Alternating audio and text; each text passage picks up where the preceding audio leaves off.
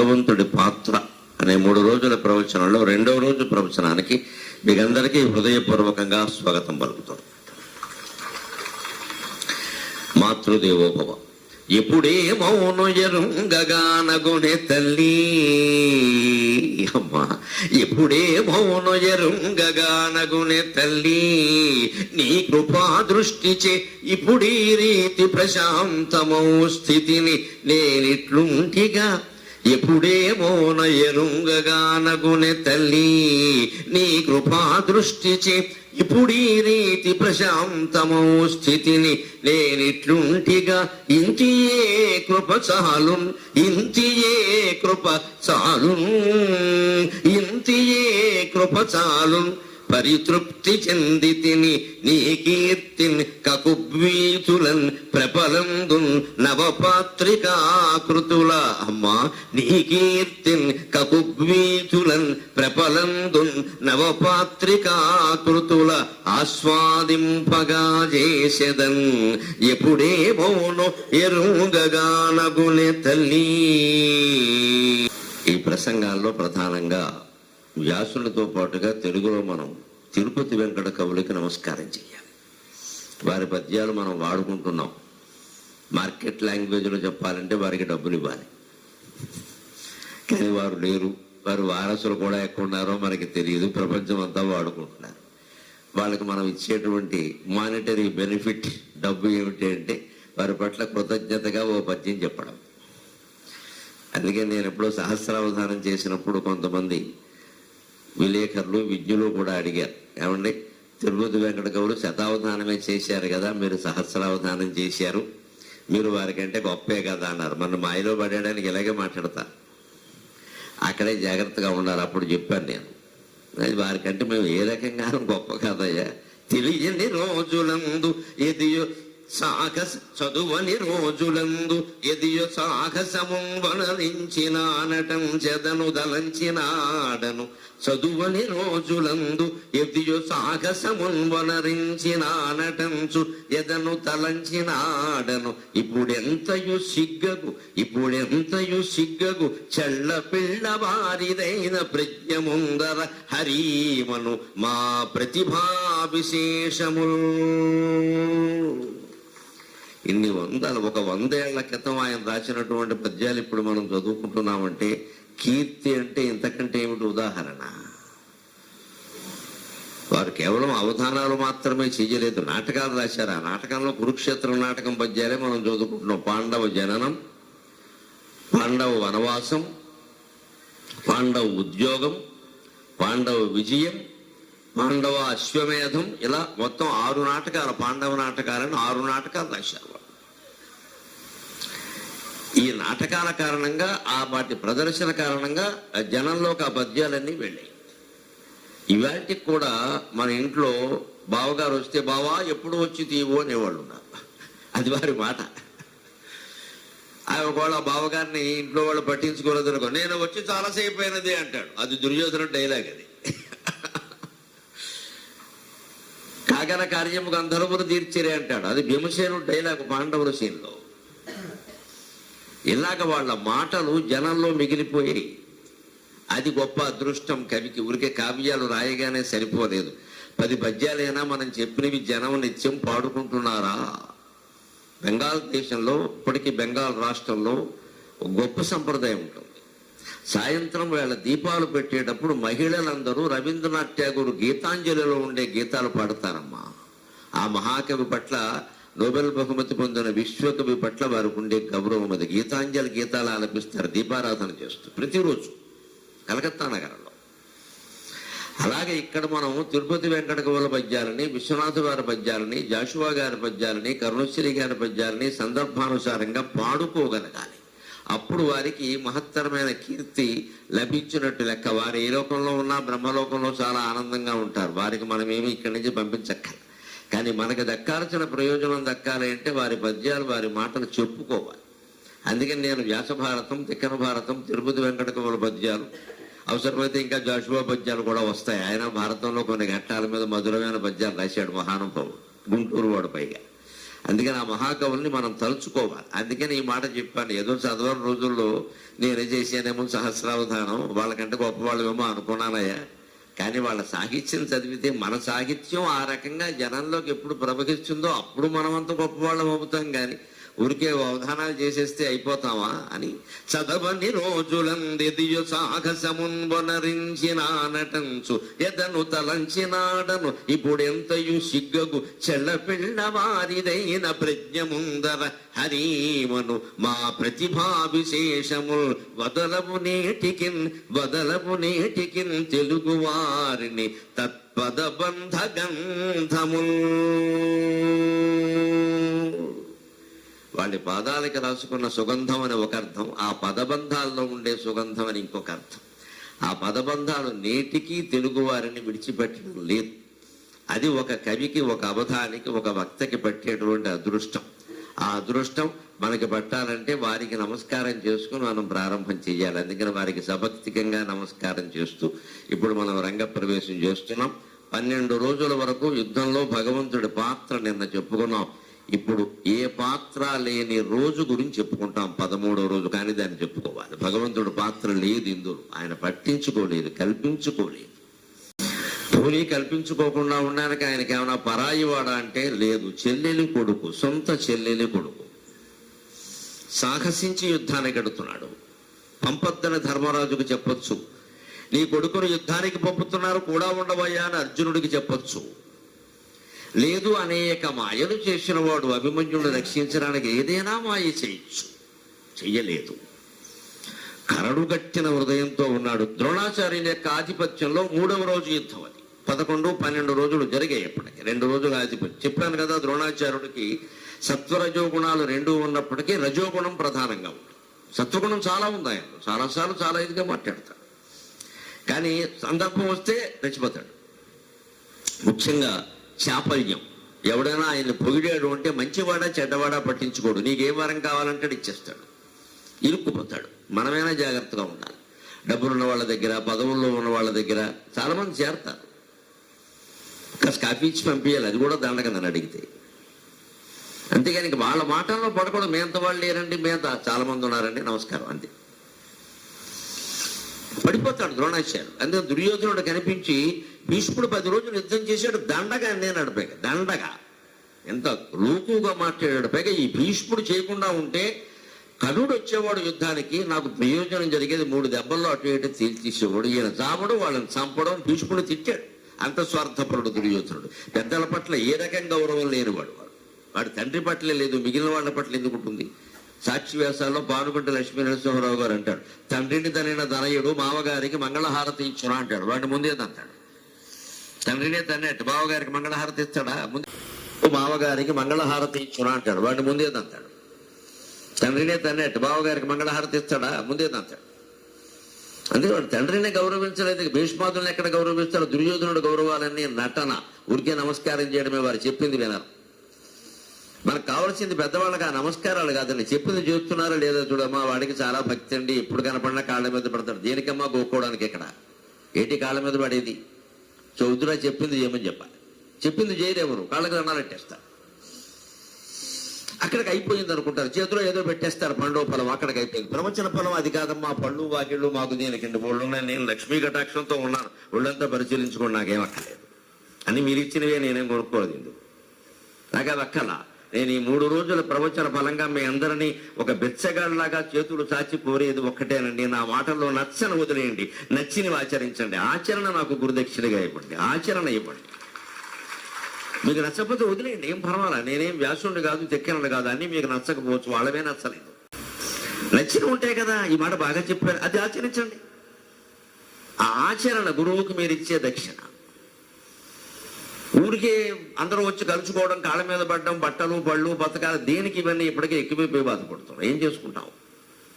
కావలసింది ఆచరణ. ఎంతమంది వచ్చారో ఒక ఆధ్యాత్మిక ప్రవచనం సినిమాయా ఏమిటిది? ఎంతమంది ఏమిటైనా నిలబడి ఎంతమంది ఇబ్బంది పడి చూస్తున్నారు. అసలు 2 గంటలు పైగా ఏదేమైనా అరగంటలు తీమిలో వ్యవహారమా? ప్రసాదం ఇచ్చి పంపిస్తారా? ఏమిటిది? ఎందుకుంటున్నారు? ఖచ్చితంగా మన జీవితానికి దీనివల్ల ప్రయోజనం ఉందని మీరు అందరూ భావించారు, అందుకోసం వచ్చారు ఇక్కడికి. అందుకోసం మీకు నమస్కారం. ఈ 2 గంటలే మన జీవితంలో సార్థకమయ్యేది, మిగిలిన 22 గంటల కంటే భావించబట్టే బోల్డ్ పెళ్లి ముహూర్తాలు ఉన్నా సరే మానుకుని వచ్చారు ఇక్కడికి.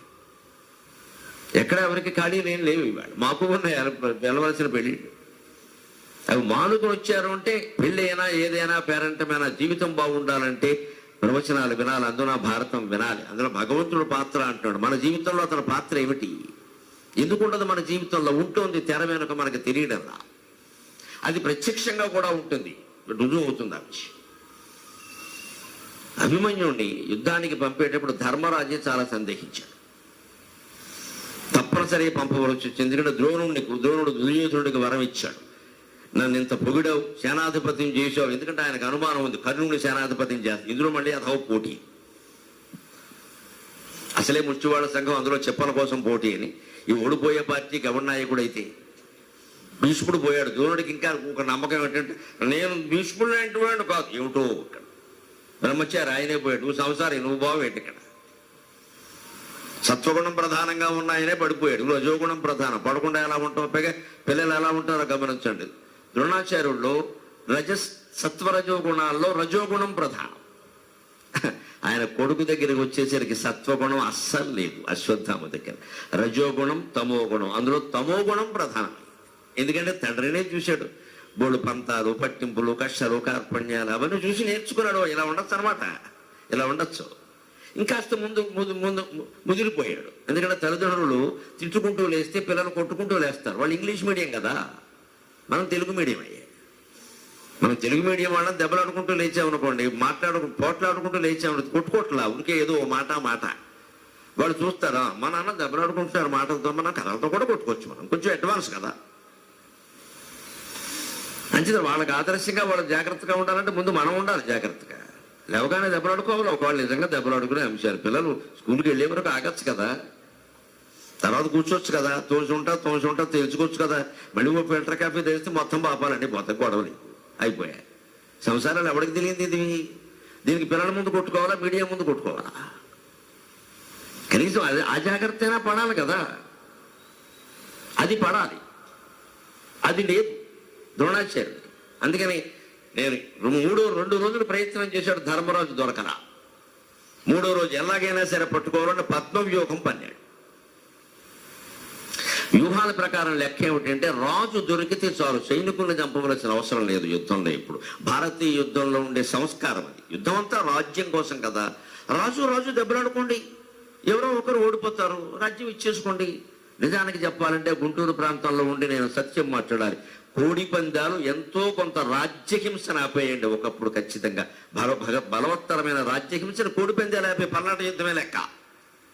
మా చెర్ల కోడి మంచి కోడి, మీ గురజాల కోడి గుడి కోడి అని పెట్టి. దాని ద్వారా ఏం జరిగిందంటే ఒక మేలు కోళ్ళు ఏదో ఇబ్బంది పడినా ఆ కోడిని ఎక్కితే యుద్ధం ఆగిపోయింది. గురజాల కోడిని ఎక్కింది, ఇంకా మాట్లాడతాడు అంతే. అంటే ఒక రకంగా జంతువుల మధ్యలో పంది వేయడం ద్వారా మానవ హింసను ఆపారు వాళ్ళు. ఏదో తేడా వస్తే ఏం చేస్తారు, బొమ్మ బొరుచు వేస్తారు కదా, దాన్ని కట్టుబడాలి కదండి. అప్పుడు కూడా కట్టుబడినట్టే అలాగా. అటువంటి చాలా ఆపే. అందుకని ఆ మాట భీష్ముడు ముందే చెప్పాడు. తులారణం అంటారయ్యా, మీరేమో కర్ణుడిని నమ్ముకున్నారు, వాళ్ళేమో అర్జునుడిని నమ్ముకున్నారు. ఇద్దరిని యుద్ధం చేయిద్దాం, ఎవరు చనిపోతే వారు ఓడిపోయినట్టు లెక్క, మిగిలిన వాళ్ళు ఎన్నుకోవచ్చు కదా.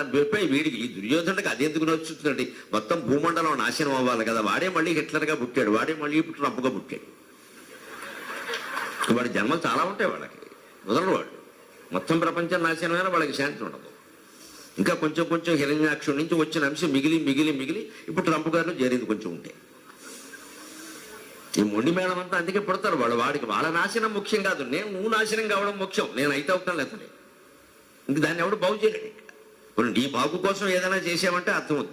నేను బాగుపడను, వాడు కావాలి, అదేం పంతం. నువ్వు బాగుపడవు, వాడు నాశనం కావాలి, అవడం నువ్వే అవుతావు ఖచ్చితంగా. ఎందుకంటే భగవత్ కటాక్షానికి పాత్రుడైన వాడిని ఎవ్వరు ఏమీ చేయలేరు. భూమండలం మొత్తం వాడి వెనకాల ఉంటుంది, అనుమానం ఏం లేదు. ఇక్కడ చక్రం వాడి వెనకాల ఉంది, భగవంతుడు రక్షిస్తాడు. సత్యం ఉంది, ధర్మం ఉంది, భగవంతుడు ఉన్నాడు. మన ఎవడని చేస్తాడండి, అవి లేనివాడే రెచ్చిపోతాడు ఇలాగా.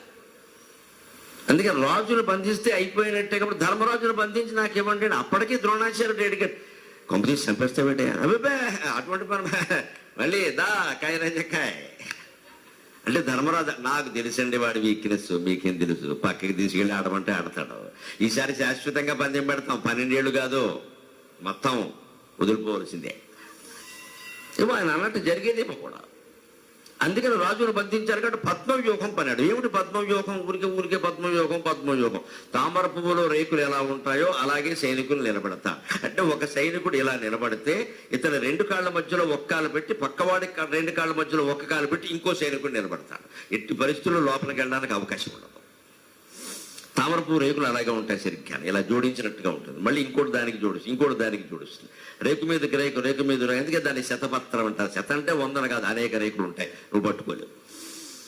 అది పద్మవ్యూహం. వ్యూహాల్లోకి వెళ్ళా కొంచెం చాలా ఇబ్బంది అయిన పర్వత వ్యూహం, సూచి వ్యూహం, రకరకాల వ్యూహాలన్నీ ఉన్నాయి. గరుడ వ్యూహం, అన్ని రకరకాలు ఉన్నాయి. ఇందులో పద్మవ్యూహం, దీన్ని ఛేదించడం కష్టం. ఆ ఛేదించేటువంటి రహస్యం 3-4కి మించి తెలియదు. కృష్ణుడు, అర్జునుడు, అభిమన్యుడు, ప్రద్యుమ్నుడు ఉన్నాడు, కృష్ణుడు కొడుకు, అతనికి కూడా తెలుసు. అతను యుద్ధానికి రాలేదు.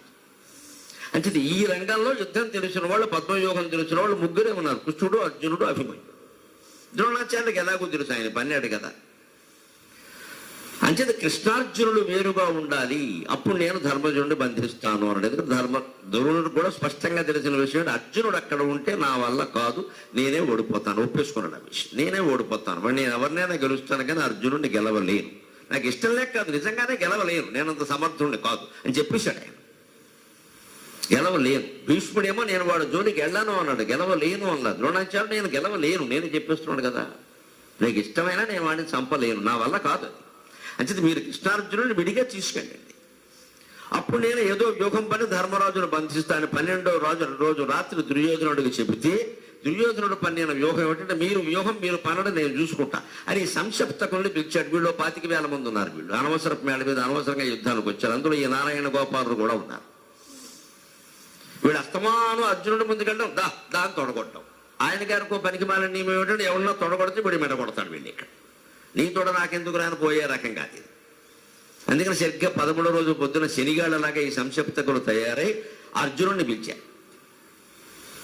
అప్పుడైనా కృష్ణ పరమాత్మ వద్దు, ఈ పూట నా మాట విను, వెళ్ళొద్దు అనొచ్చు. ఏమీ లేదు అర్జున, నీ ఇష్టం అన్నాడు. భగవంతుడి కరుణ రకరకాలుగా ఉంటుంది. భగవంతుని లీలలు అనేక పాత్రములంట. భగవల్లీలకు అనంత హేతువులు, భగవంతుని లీలకు అనంత హేతువులు. ఆయన పైకి చెప్పడు, జరగవలసింది ఏదో జరుగుతుందంటే. బాబా సంక్షిప్తకులు పిలుస్తున్నారు, ఇది 13వ రోజు యుద్ధం, ద్రోణాచార్యుడు ఏదో ప్రత్యేక వ్యూహం పన్నుతాడు అంటున్నారు, ఏం చేద్దామంటే నీ ఇష్టం అన్నాడు ఆయన. ఆయన ఇష్టం సాధారణంగా క్షత్రియుడు, పౌరుషంగా వాళ్ళు పిలుస్తుంటే నేను కాదని ఎలా అంటాను, బయలుదేరాడు. కురుక్షేత్ర యుద్ధం మనం గమనించాలి. అది ఇప్పటికీ అసెంబ్లీ నియోజకవర్గం, అది హర్యానాలో అసెంబ్లీ నియోజకవర్గం. అక్కడ 2 లక్షల ఓటర్లు ఉన్నారు, చాలా పెద్దది, 500 ఎకరాల భూమిని రాశారు అక్కడ. అందులో అక్కడ ఒకడు ఉంటాడు, ఇక్కడ ఒకడు ఉంటాడు, ఎవరికి తెలిసే అవకాశం లేదు. అటువంటి స్థితిలో ఆయన పద్మవ్యూహం పన్నాడు. ఇది వ్యూహం. రేకులో రేకు ఉన్నట్టుగా, ఆకులో ఆకు ఉన్నట్టుగా సైనికుల కాళ్లల్లో కాళ్ళు ఉంటాయి. ఇందులోనే అశ్వబలం, గజబలం, రథబలం, పదాతి బలం అన్నీ ఉంటాయి. దీన్ని దాటుకుని ముందుకు వెళ్ళడానికి ప్రతిదానికి ఒక మార్గం ఉండి, 100 దరిద్రాలకు అనంతకోటి ఉపాయాలు ఉన్నాయి, దాని మార్గం ఉంటుంది. ఆ మార్గం 3-4కే తెలుసు. అందులో ప్రద్యుమ్నుడు ఇక్కడ లేడు. మిగిలిన 3లో 2 దూరంగా ఉన్నారు. తెలిసిన వాడు అభిమన్యుడు ఒక్కడే. అందుకని ధర్మరాజు భయం కొద్దీ తప్పనిసరి అభిమన్యుడిని పిలవక తప్పలేదు. పిలిచినప్పుడే ఆయన అన్నాడు, దగ్గర లేరు తాత్మామయును తండ్రియు కొడుక, నిన్ను యుద్ధానికి పంపాల్సి వస్తుందిరా, కానీ పరిస్థితులు అనుకూలంగా లేవురా. దగ్గర లేరు మామయును తండ్రియు. పాండవ విజయం నాటకంలో తిరుపతి వెంకట కవుల పద్యం ఇది. దగ్గర లేరు మామయును తండ్రియు, ద్రోణిని తోడిపోరు కాదగ్గది. భార్య గర్భవతి, తల్లి సుభద్రత్వదేక పుత్ర. దగ్గర లేరు మామయును తండ్రియు, ద్రోణుని తోడిపోరు కాదగది. భార్య గర్భవతి, తల్లి సుభద్రత్వదేక పుత్ర. నీ పగ్గె నిరంకుశంబు, పసిపాపవు పాపులు వారు. ఏం భాష పాడతారండి తిరుపతి వెంకటకు. నీ పగ్గె నిరంకుశంబు, పసిపాపవు పాపులు వారు. మేనిలో గగ్గురు బాటు పుట్టే కొడుకా, మేనిలో గగ్గురు బాటు పుట్టే కొడుకా, నిన్ను యుద్ధము సేజ పంపగన్. అని ధర్మరాజు కరుణరసం ఉట్టిపడే విధంగా నువ్వు గెలుస్తావనే నమ్మకం నాకు కలగడం లేదురా, తప్పనిసరి బలి చేసేస్తున్నాను రా కొడుకుని అని అన్నాడు. పాపం దగ్గర లేరు మామయ్యను తండ్రి, నీ వేనమామ కృష్ణుడు గాని తండ్రి గాని నీ దగ్గర లేరురా. పోరేవన్నా దుర్యోధనుడు దుశ్శాసనుడు అంటే కాదురా, ద్రోణాచార్యుడితో పోర్రా, నీకు నాకు కాదురా, మీ నాన్నకి తండ్రి చదువు చెప్పిన గురువురా ఆయనతో పోరు. ఎంత కష్టం ఇది. ఆయన భీష్ముడిలా దయామయుడు కాదురా, కక్ష కట్టాడురా. 2 ఆవులు ఇవ్వలేదని ద్రుపద మహారాజును బంధించి తెచ్చే వరకు ఈ బ్రాహ్మడు అన్నం లేదు, సంధ్యావందనం చేయలేదు. ఏమనాలే, 2 ఆవులు ఈయనకంత ముఖ్యమా? ప్రభుత్వాన్ని అడిగితే గోశాలు ఇచ్చేవారు పట్టుకెళ్ళి. ఎందుకు వచ్చిన గొడవ? 2 ఆవులు ఇంత చేస్తే అశ్వత్థామకి పాలు లేక వాళ్ళ ఆవిడకి తల్లికి అనారోగ్యం కాబట్టి పాలు ఇవ్వలేకపోతే ఈయన గోవులు కావాలని ద్రుపద మహారాజు దగ్గరికి వెళ్ళాడు. వాడేదో పుచ్చుకున్న సమయంలో ఈయన వెళ్ళాడు. చూసుకోవాలి, ప్రభుత్వం వారి దగ్గర పని ఇవ్వాలంటే సమయం సందర్భం చూసుకోవాలి. వాడు శుభ్రంగా పుచ్చుకుని డ్యాన్సుల్లో ఉన్నాడు. వాడు అప్పుడు వెళ్ళాడు. వాడికి మండేది. వాడెవడో పేద బ్రాహ్మడు, వాడు నా క్లాస్మేట్, ఇటు గడ్డిమేట్ కూడా కాదు, అవతల బొమ్మన్నాడు. క్లాస్మేట్ కాదు, రూమ్మేట్ కాదు, గడ్డిమేట్ కూడా కాదన్నాడు. వాడికి మాట ఎత్తింది. దాన్ని నేను మనస్సులో పెట్టుకుని ఎంతవరకు వెళ్ళిపోయిందంటే ఈ బ్రాహ్మడి కక్ష ఒక మనిషికి ఉండకూడదు, బ్రాహ్మణుడికి అసలే ఉండకూడదు. అంత దీర్ఘమైన కక్ష బ్రాహ్మణ తత్వానికి విరుద్ధం. అది మన శరీర తత్వానికి మనస్తత్వానికి విరుద్ధమైన పనులు చేస్తే మనం చాలా నష్టపోతామండి. కొంతమంది ఆవేశంలో నిర్ణయించుకుంటారు. ఆయన అలా నిర్ణయించుకున్నాడు. ఈ 2 ఆవుల కక్ష ఎంతవరకు వెళ్ళిందంటే కురుకుమారులందరికీ అస్త్ర విద్యాభ్యాసం చేశాక గురువు గారు మీకేం దక్షిణ కావాలి అంటే అర్జునుడిని పిలిచి నాకు ద్రౌపదుడిని బంధించి చెమ్మన్నాడు. అది ఎందుకు ఇప్పుడు? అక్కడికి అయిపోయి 10 ఏళ్ళు అయిందా గొడవ. మర్చిపోలేదు. మనకి ఇప్పటికీ మనలో కొందరంతే 10 ఏళ్ళు 20 ఏళ్ళు 30 ఏళ్ళు 50 ఏళ్ల క్రితం గొడవలన్నీ తెచ్చిపెట్టుకుంటూ ఉంటారు కదా. బీపీ వస్తుంది, చచ్చిపోతారండి. ఇప్పుడు ఏం చేస్తావు? దాన్ని ఏమైనా మారుస్తావా? సినిమా మళ్ళీ తీస్తావా? ఏం చేయలేవయ్యా. అప్పుడు ఇది ప్రస్తావించడం ఎందుకు? ఏం ఆధారం ఉంది దానికి? ఏముండదు. ఊరికే కక్ష. వీళ్ళకి గురువే ద్రోణాచార్యుడు.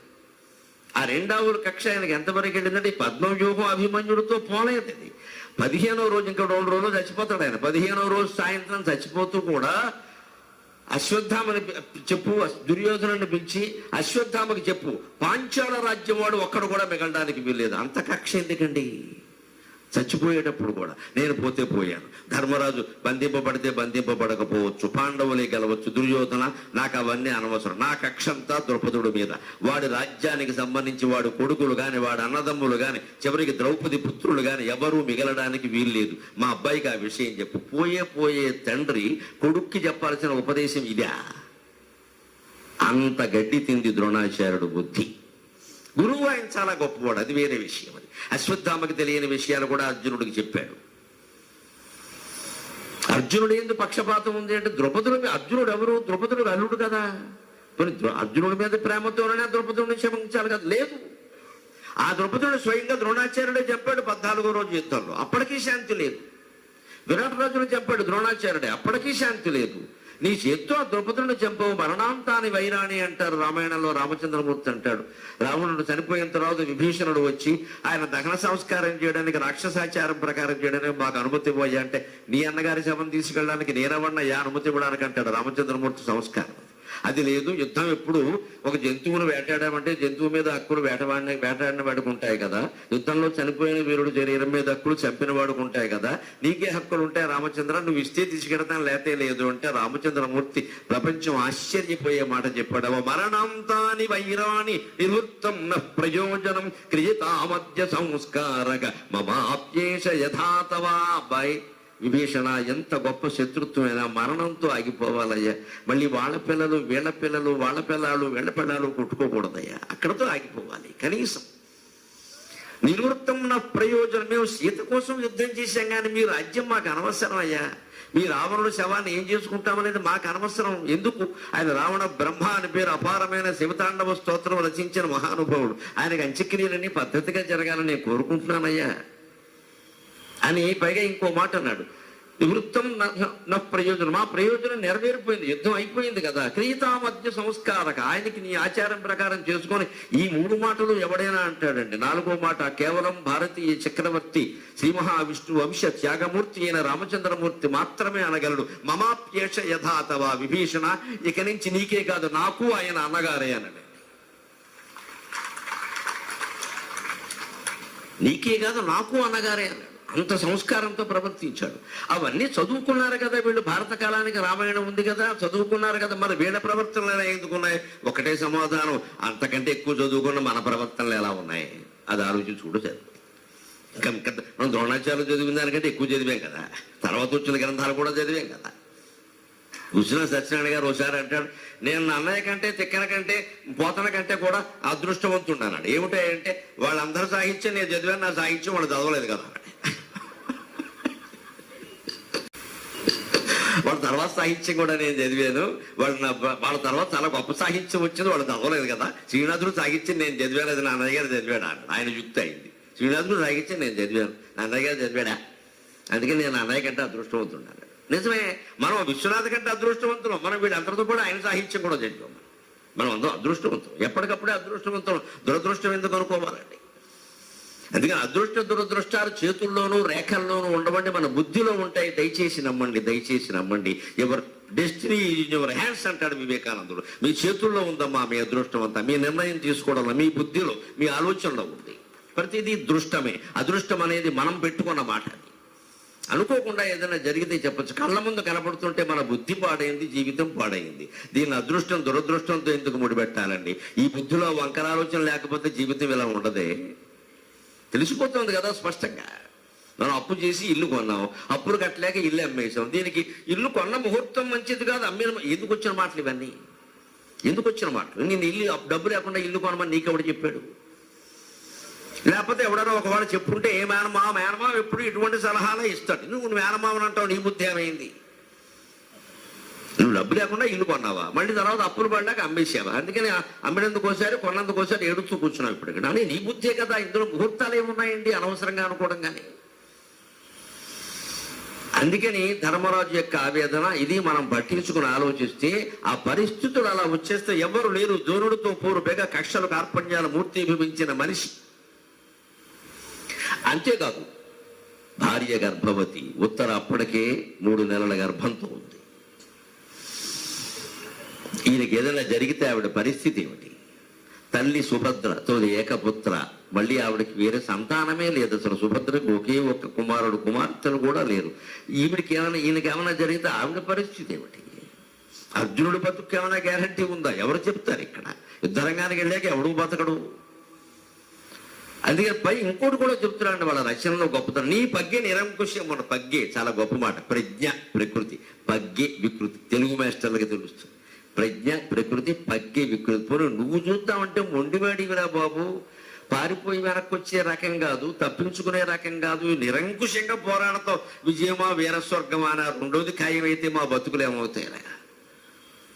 అలాంటి వాడిని పంపిస్తున్నా. పోనీ సాత్వికమైన మనిషిని పంపిస్తే వెనక్కి వస్తాడు పోలే అని. ఎందుకంటే నకులుడు, సహదేవుడు వాళ్ళంటి వాడు కూడా వెనక్కి వచ్చాడు. ధర్మరాజు లాంటి వాడు కూడా కర్ణుడి చేతుల్లో ఓడిపోయి వెనక్కి వచ్చాడు. నకులుడు వెనక్కి వచ్చాడు, సహదేవుడు వెనక్కి వచ్చాడు, కర్ణుడి చేతుల్లో ఓడిపోయి. అంతేకాదు భీముడి చేతుల్లో ఓడిపోయి 4 సార్లు కర్ణుడు వెనక్కి పరిగెట్టాడు. చాలా మందికి తెలియదు ఆ విషయం. కర్ణుడి చేతుల్లో భీముడు కాదండి, భీముడి చేతుల్లో ఓడిపోయి కర్ణుడు 4 సార్లు వ్యాసభారతంలో పరిగెట్టాడు. చదువుకోండి వెళ్ళి. ఈ పరిగెట్టాలు ఓడిపోవడాలు అందరికి. దుర్యోధనుడు అయితే ధర్మరాజు చేతుల్లో 12 సార్లు ఓడిపోయాడు. నేను చదివి చెబుతున్నా, 12 సార్లు. ఇప్పుడు ఈవేళ కూడా వచ్చింది, మరోసారి ఓడిపోతాడు. 12 సార్లు ఓడిపోయాడు. వాడు పెద్ద రాజరాజు అట. నవకండ భూమండల అది బొమ్మగుట తట కడితే మణిగండ నీది బొంద డైలాగులు రాసుకోవడానికి మనకు వస్తాయి ఇవన్నీ. ఖండాల కింద నరికి పారేశారు. వాడు పెద్ద రాజు. ఇక్కడ వాడు పరాక్రమం. మొత్తం కౌరవ సైన్యం మొత్తం మీద పరాక్రమం హీనుడు ఎవరైనా ఉంటే దుర్యోధనుడే. నేను వ్యాసభారతం చదివి మారుతున్నాను. వాడికంటే దుశ్శాసనుడే పరాక్రమం. ఇంకా చెప్పాలంటే అంత పరాక్రమం ఏం లేదు ఆయనకి. కేవలం గదా యుద్ధం. అది కూడా నైపుణ్యంగా కొట్టగలడు, అంతే తేడా. భీముడు దెబ్బ కొడితే కింద పడాల్సిందే. భీముడికి తట్టుకునే శక్తి ఉంది, ఇతనికి కొట్టే శక్తి ఉంది. తేడా అదే, అంతే. దానికి తగిన పరిశ్రమ చేశాడు. బాణ యుద్ధంలో దుర్యోధనుడు అభిమన్యుడు కాదు కదా, సహదేవుడు కొడుకు ముందు కూడా సరిపోడు. పరిగెట్టాడు చాలాసార్లు. వ్యాసభారతం చదువుకొచ్చే మాటలు నేను స్పష్టంగా ఇంతమంది ఉండగా చెప్తున్నా. గోరఖ్పూర్ గీతా ప్రెస్ వాళ్ళు 7 సంపుటాలు వేశారమ్మా, 3000 రూపాయలు. ఈవేళ ఒక పర్యటన చేస్తే 3000 కాదు 30. ఒక హోటల్ కడితే 3000 అవుతున్నాయి. ఇవాళ 3000 పెట్టి భారతం కొనండి. ముందు మీ ఇంట్లో పెట్టుకోండి, పసుపొట్టు పెట్టేకండి. రేపే మొదలెట్టాను చదవడం. తాత్పర్యాలు ఉన్నాయి అందులో. నేను చదివే మాట్లాడుతున్నాను. రోజుకు 1 గంట కేటాయించాను ఆ భారతం చదవడానికి. 2022లో మొదలెట్టాను. 3 ఏళ్లలో మొత్తం పూర్తి అయిపోయింది. ఇప్పటికి నా జీవితంలో సగం ప్రయాణాలే ఉంటాయి. అయినా సరే పూర్తి సగం ప్రయాణాలే. 3 ఏళ్ళు 1000 రోజులు, నేను 500 600 రోజుల్లో చదివాను, అయిపోయింది. ఇప్పుడు సౌప్తిక పర్వం కూడా అయిపోయి స్త్రీ పర్వం నడుస్తుంది. ఇప్పుడు ఇంకా శాంతి పర్వం అవి ఉన్నాయి, ఇంకొక 6 నెలల్లో అయిపోతుంది. రోజుకు 1 గంట కేటాయించాను, పొద్దున సంధ్యావందనం తర్వాత గంటని కేటాయించుకున్నాను, చదువుతున్నాను. అది కూడా ఇంట్లో ఉన్న రోజులే చదివితే ఇప్పుడు హాయిగా మొత్తం 7 సంపుటాల్లో 5 సంపుటాలు అయిపోయినాయి. మనం ఒక మహాగ్రంథం చదవాలంటే రోజుకింత సమయం కేటాయించుకోవాలి. మొత్తం నవరాత్రుల్లో 9 రోజుల్లో అయిపోవాలి. ఏమిటైపోతుంది, అవడమేమిటి అసలు నాకు అర్థం కాదు. ఎందుకు అవ్వాలి నవరాత్రుల్లో 9 రోజుల్లో? శ్రీరామనవమి అయ్యేలోగా రామాయణం అయిపోవాలి. ఎందుకు? రాముడు సంతోషించడానికి, నువ్వు సంతోషించడానికి, మనం బాగుపడడానికి. అంటే రామాయణం రోజు చదవాలి, రోజుకు 2 పేజీలు చదువు. అవడమేంటి? అవదు, ఎప్పటికవదు. చదువుతూనే ఉంటాం అలాగా. ఏది గ్రహించాం, ఏది అన్వయించుకోవాలి, లేకపోతే జీవితాలు ఇలాగే ఉంటాయి. ఇటువంటి పరిస్థితులు నేను పంపాల్సి వస్తుంది. పోను నువ్వేమో పసివాడివి, 16-17 ఏళ్ళు కూడా లేవు, అప్పటికే పెళ్ళిళ్ళు గర్భాలు అన్నీ ఉండేవి, అప్పట్లో మామూలే. అందుకని భార్య గర్భవతి, తల్లి సుభద్రతో ఏకపుత్ర, నీ పగ్గి నిరంకుశంబు పసిపాపము పాపులు వారు మేనిలో గగ్గురు బాటు పుట్టె కొడుక, నేను యుద్ధము చేయ పంపకను, వణుకు పుడుతుందిరా, నువ్వేం చేస్తావో తెలియదు నాయన అని అన్నాడు.